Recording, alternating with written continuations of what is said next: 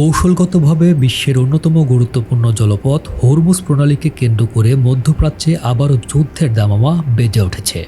মার্কিন সাম্রাজ্যবাদের ক্রমাগত উস্কানি আর আগ্রাসী নীতির মুখে তেহরান এবার আর কেবল ধৈর্য ধরে চুপ করে থাকার নীতিতে নেই। দীর্ঘদিন মাস ধরে চলা যুদ্ধবিরতির আলোচনাকে বুড়ো আঙ্গুল দেখিয়ে মার্কিন সামরিক বাহিনী যখন ইরানের ভূখণ্ডে অন্যায্য আঘাত আনে, তখনই আসে তার চূড়ান্ত জবাব। ওয়াশিংটনের সেই আগ্রাসনের পর এক মুহূর্ত সময় নষ্ট না করে সরাসরি মার্কিন ঘাঁটিতে তীব্র পাল্টা হামলা চালিয়েছে ইসলামী রেভলিউশনারি গার্ড আইআরজিসি। উত্তেজনার মূল সূত্রপাত ঘটে আন্তর্জাতিক সমুদ্র আইন লঙ্ঘন করে হরমুজ প্রণালীতে একটি মার্কিন তেল ট্যাঙ্কারের সন্দেহজনক অনুপ্রবেশকে কেন্দ্র করে।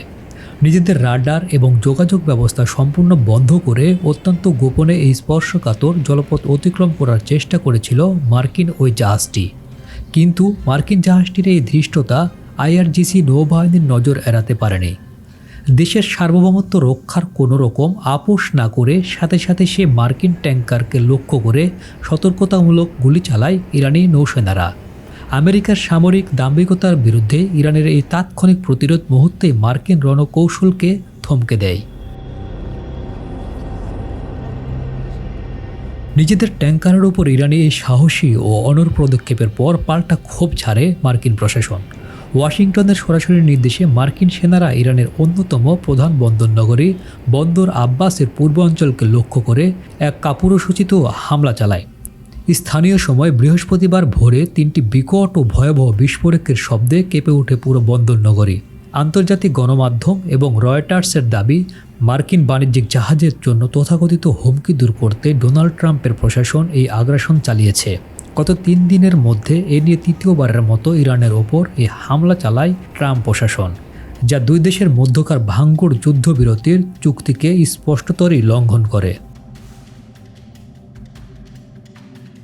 ইরানের এই বজ্রকঠিন ও অভাবনীয় জবাবের পর মধ্যপ্রাচ্য জুড়ে মার্কিন মিত্রদের মধ্যে তীব্র আতঙ্ক ছড়িয়ে পড়েছে। কুয়েতের জাতীয় সংবাদ সংস্থা জানিয়েছে, উদ্ভূত পরিস্থিতিতে দেশটিতে ভোর থেকে সতর্কতামূলক সাইরেন বাজানো হচ্ছে।